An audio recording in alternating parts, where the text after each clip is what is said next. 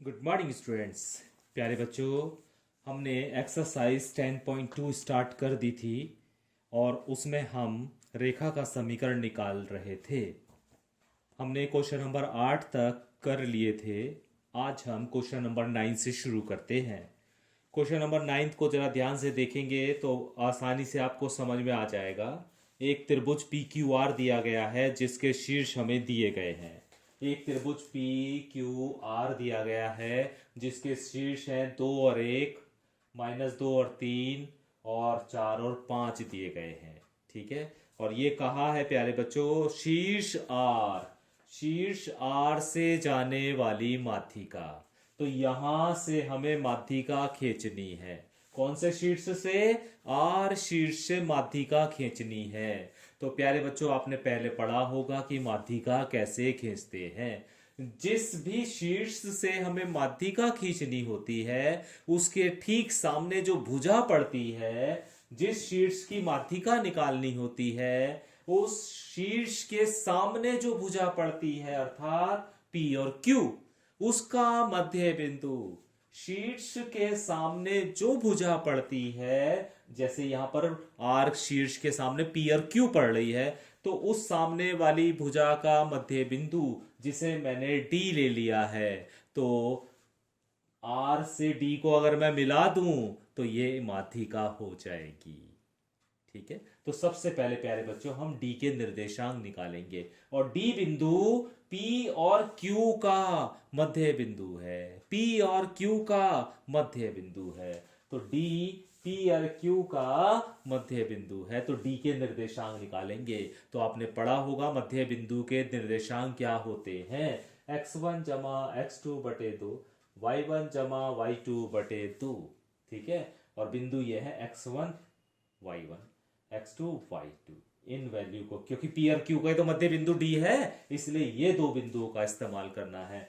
x1 y1 x2 और y2। तो x1 की जगह 2 और x2 की जगह -2 रखेंगे, तो 2 - 2/2 हो जाएगा, कॉमा। y1 की जगह 1 और y2 की जगह 3 रखेंगे, तो 1 + 3/2 हो जाएगा। हल करेंगे तो ये आ जाएगा आपका 0 और 2। तो मध्य बिंदु के निर्देशांक आ जाएंगे प्यारे बच्चों 0 और 2। अभी हम r से s को मिला दें तो ये माध्यिका बन जाएगी। आर और एस को अगर मैं मिला दूं तो ये जो रेखा खींची ये माध्यिका होगी। इस माध्यिका का, इस रेखा का समीकरण निकालना है। और प्यारे बच्चों, हम जानते हैं कि दो बिंदु से जाने वाली रेखा का समीकरण क्या होता है। तो हमने माध्यिका का समीकरण जो आर तथा एस से होकर जाती है, माध्यिका ये आर और एस नहीं है, यहां पर डी है, सॉरी, ये टी, आर तथा डी माध्यिका ही तो है। तो माध्यिका जो है आर से और डी से होकर जा रही है, इन दो बिंदुओं से होकर जा रही है, इसलिए इस माध्यिका का समीकरण निकालना, इस रेखा का समीकरण निकालना है, अर्थात दो बिंदु से जाने वाली रेखा का समीकरण। Formula y - y1 = y2 - y1/x2 - x1 × x - x1। प्यारे बच्चों, ये रहा x1 y1, ये रहा x2 y2। इन सभी वैल्यू को उठाकर इसमें रख दीजिए, तो y1 की जगह 5 है ना, y2 की जगह 2, y1 की जगह 5, x2 की जगह 0, x1 की जगह 4 है ना। सब जगह वैल्यू रख दीजिए, हल कर लीजिए। हल करने के बाद आपको ये समीकरण मिल जाएगी 3x - 4y + 8 = 0। तो जब आप इसे हल करेंगे तो हल करने के बाद आपको ये वाली समीकरण मिल जाएगी। ठीक है, तो मुझे उम्मीद है कि प्यारे बच्चों ये क्वेश्चन आपको अच्छे से समझ में आ गया होगा। क्वेश्चन नंबर 10वां देखिए प्यारे बच्चों, और क्वेश्चन नंबर 10वां देखिए क्या कहा है कि -3 और 5 से जाने वाली रेखा का समीकरण ज्ञात करना है। हमें बिंदु दिया है प्यारे बच्चों -3 और 5, जिससे रेखा जा रही है उसका समीकरण निकालना है। ठीक है, हम जानते हैं प्यारे बच्चों, किसी बिंदु से जाने वाली रेखा का समीकरण y - y1 = m × x - x1।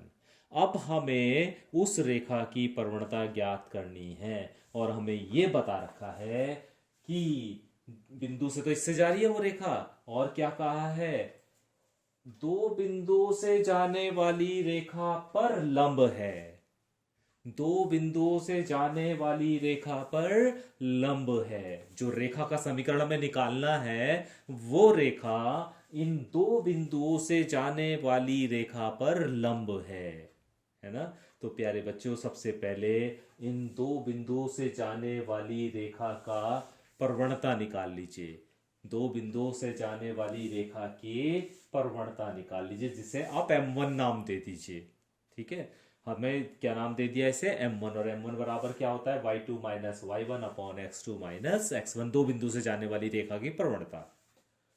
y2 6 है, y1 5 है, x2 माइनस 3 है, x1 2 है। तो हल करा, हल करने के बाद आ गया माइनस का 1/5। ठीक है, तो इस रेखा की प्रवणता तो ये हो गई, जो दो बिंदु से जा रही है ना रेखा, इन दो बिंदु से, उसकी प्रवणता तो ये हो गई। लेकिन हमें इस रेखा की प्रवणता थोड़ा चाहिए, हमें तो उस रेखा की प्रवणता चाहिए जो इस वाली रेखा पर लंब है, जो इन दो बिंदुओं से जाने वाली रेखा पर लंब है। हमें उस रेखा की प्रवणता चाहिए, है ना। हमें इस रेखा की प्रवणता नहीं चाहिए जो इन दो बिंदु से जा रही है, बल्कि हमें उस रेखा की प्रवणता चाहिए जो इन दो बिंदुओं से जाने वाली रेखा पर लंब है। आप कह सकते हैं कि मान लिया इन दो बिंदुओं से जाने वाली रेखा तो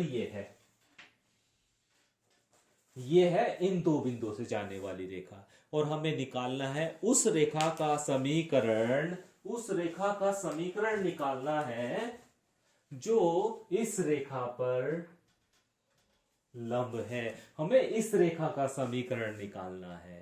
ठीक है, तो ये जो प्रवणता निकाली है ना M1, वो हमने इस रेखा की प्रवणता निकाली है। तो हमें इस रेखा की प्रवणता भी चाहिए, तो कैसे निकालेंगे प्यारे बच्चों। लंब रेखा जो है, ये लंब रेखा जो है, इसकी प्रवणता हमने कितनी कह दी, M2 कह दी।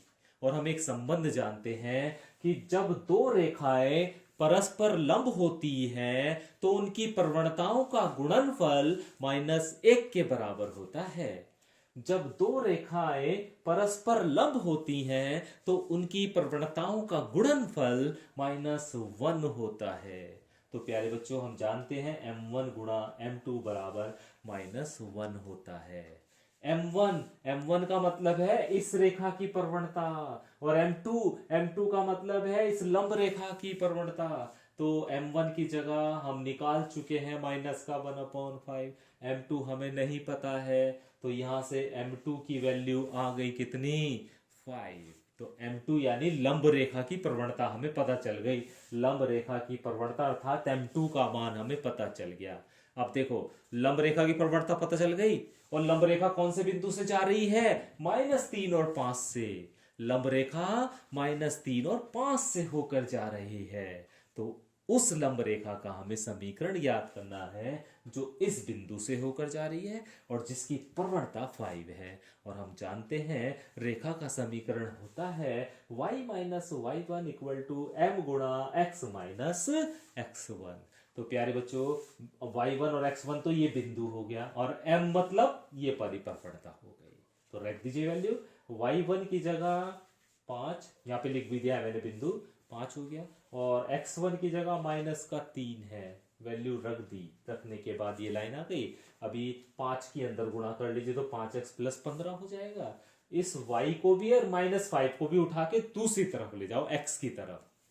तो यहां तो देखो 5x + 15 तो है ही, ये y उधर जाएगा तो माइनस का हो जाएगा, तो और ये 5 उधर जाएगा तो प्लस का हो जाएगा। तो क्या यही कंडीशन नहीं आएगी आपकी, 5x - y + 15 + 5 बराबर 0। सबको एक तरफ ले गए तो दूसरी तरफ 0 बचेगा।